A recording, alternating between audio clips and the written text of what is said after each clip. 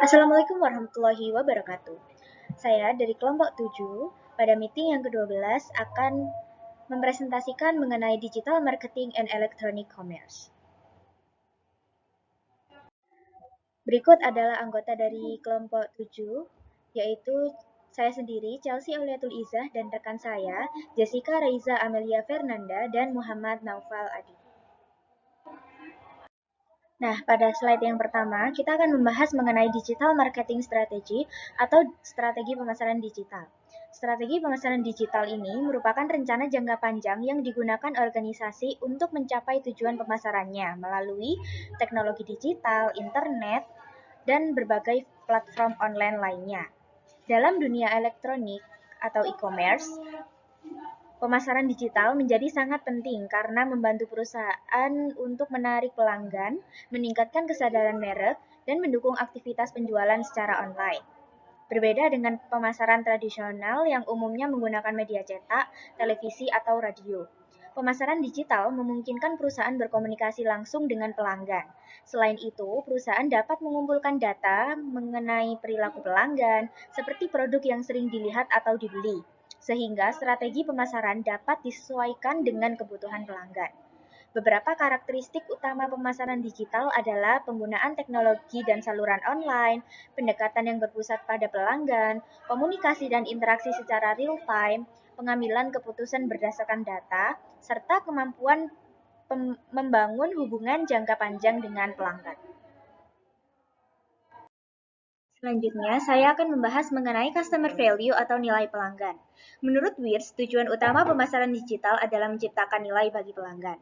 Nilai pelanggan merupakan manfaat yang diperoleh pelanggan dibandingkan dengan biaya yang mereka keluarkan untuk mendapatkan suatu produk atau layanan.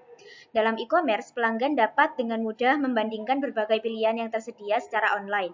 Oleh karena itu, perusahaan harus mampu memberikan nilai yang lebih baik melalui informasi yang mudah diakses, layanan yang personalisasi, proses pembelian yang cepat dan praktis, serta pengalaman digital yang nyaman. Selain menciptakan nilai pelanggan, perusahaan juga perlu melakukan market segmentation atau segmentasi pasar. Segmentasi ini dapat dilakukan dengan membagi pelanggan ke dalam kelompok-kelompok tertentu berdasarkan karakteristik yang sama, seperti usia, lokasi, gaya hidup, maupun perilaku pembelian. Dengan segmentasi yang tepat, perusahaan dapat memahami kebutuhan pelanggan dengan lebih baik dan menyusun strategi pemasaran yang lebih efektif. Kemudian, selanjutnya adalah designing a digital marketing strategy atau merancang strategi pemasaran digital. Proses ini terdiri dari 4 langkah utama yang saling berkaitan. Langkah pertama adalah market analysis, yaitu menganalisis kondisi pasar, kebutuhan pelanggan, aktivitas pesaing, dan tren digital yang sedang berkembang. Tahap ini membantu perusahaan menemukan peluang dan tantangan yang ada. Langkah kedua adalah target market selection, yaitu memilih segmen pelanggan yang paling potensial dan sesuai dengan tujuan perusahaan. Setelah itu, perusahaan melakukan value proposition development, yaitu menciptakan nilai atau keunggulan yang membedakan produk atau layanan perusahaan dari para pesaing. Langkah terakhir adalah implementation and performance control, yaitu menerapkan strategi melalui berbagai saluran digital seperti website, media sosial, dan email marketing maupun iklan online. Kinerja strategi kemudian dipantau dan dievaluasi secara berkala menggunakan data dan umpan balik pelanggan. Melalui proses tersebut, perusahaan dapat meningkatkan kepuasan pelanggan, memperkuat keunggulan kompetitif, meningkatkan keterlibatan pelanggan secara online, dan mendukung pertumbuhan bisnis jangka panjang di era digital. Baiklah, saya akan menjelaskan mengenai digital pricing atau penetapan harga digital. Digital pricing adalah proses menentukan dan mengelola harga produk atau jasa yang dipasarkan melalui platform digital. Tujuan utamanya adalah untuk meningkatkan penjualan sekaligus memaksimalkan keuntungan perusahaan. Baiklah, definisi dari digital pricing adalah digital pricing merupakan strategi penentukan harga yang disesuaikan dengan kondisi pasar digital. Harga yang ditetapkan harus mencerminkan nilai yang diterima konsumen dari produk atau jasa. Perusahaan juga harus memahami kesediaan konsumen untuk membayar atau willingness to pay, sehingga harga yang ditawarkan tidak terlalu tinggi maupun terlalu rendah. Tantangan digital pricing adalah jika harga terlalu rendah, keuntungan yang diperoleh perusahaan menjadi lebih kecil.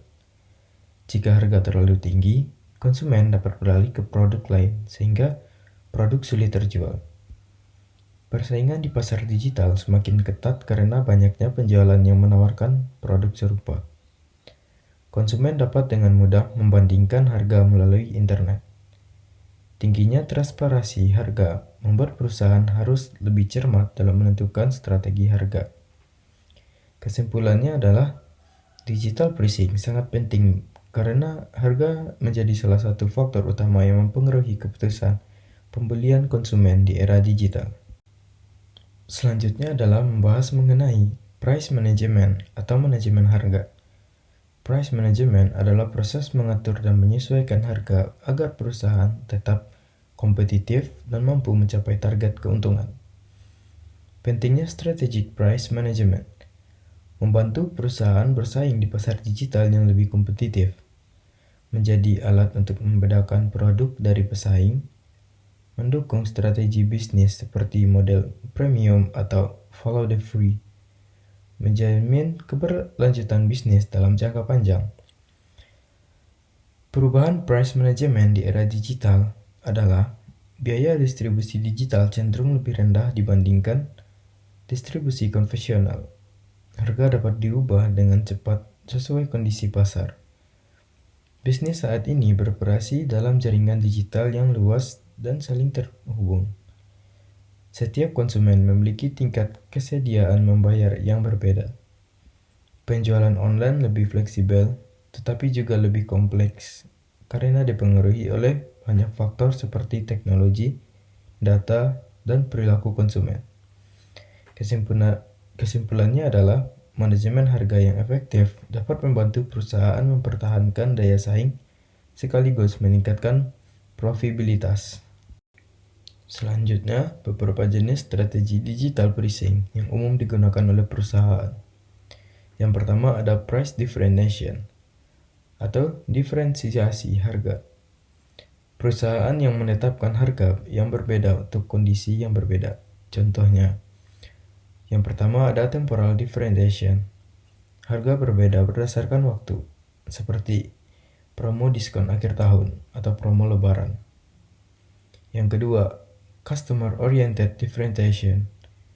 Harga berbeda untuk kelompok pelanggan tertentu, misalnya pelajar atau mahasiswa.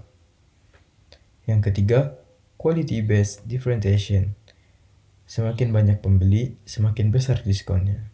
Dan yang terakhir, performance-based differentiation. Harga berbeda berdasarkan kualitas layanan atau fitur yang diberikan. Yang kedua ada non-linear pricing. Harga tidak ditentukan secara sederhana berdasarkan jumlah produk.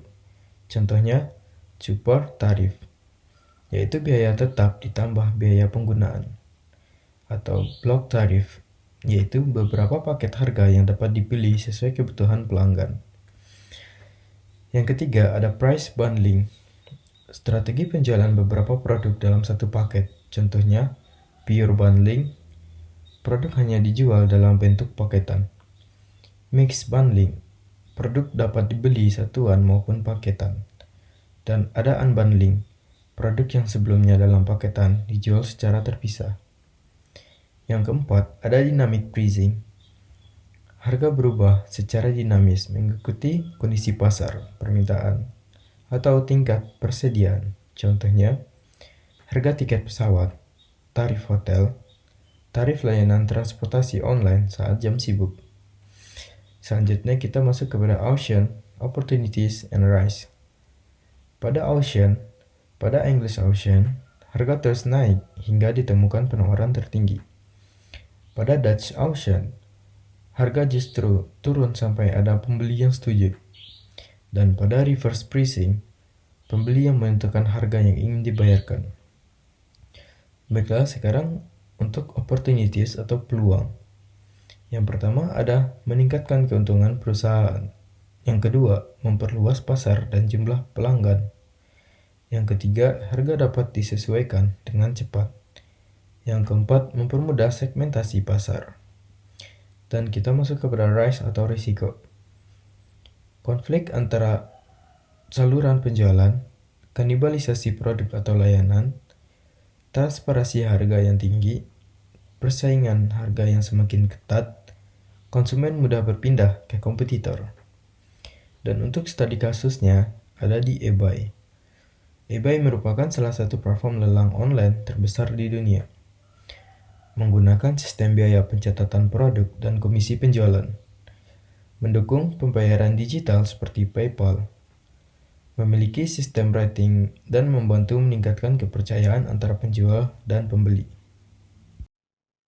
Baik, pada slide ini saya akan menjelaskan tentang pengertian produk dan layanan digital. Produk digital adalah produk yang dapat didistribusikan melalui internet, sedangkan layanan digital adalah layanan yang menggunakan teknologi digital dalam pemrosesannya.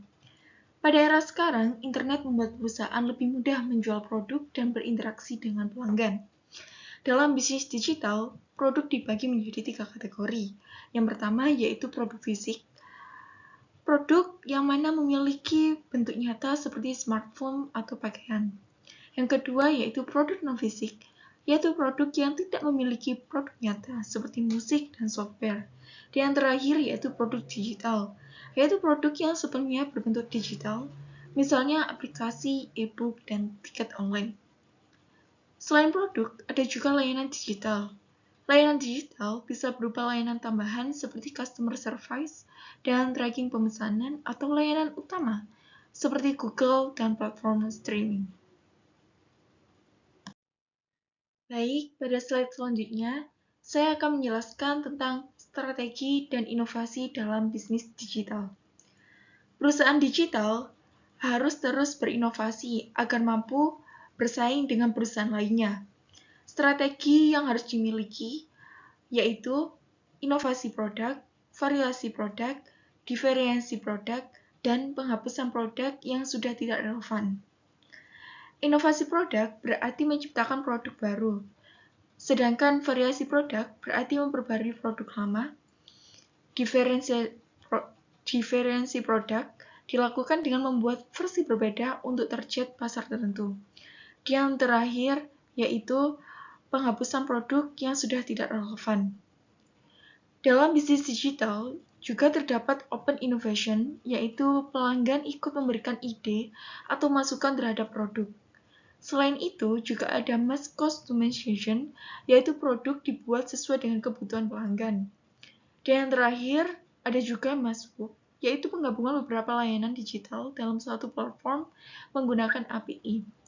Kesimpulannya, bisnis digital membantu perusahaan meningkatkan efisiensi, mempercepat inovasi, memperluas pasar, dan meningkatkan kepuasan pelanggan.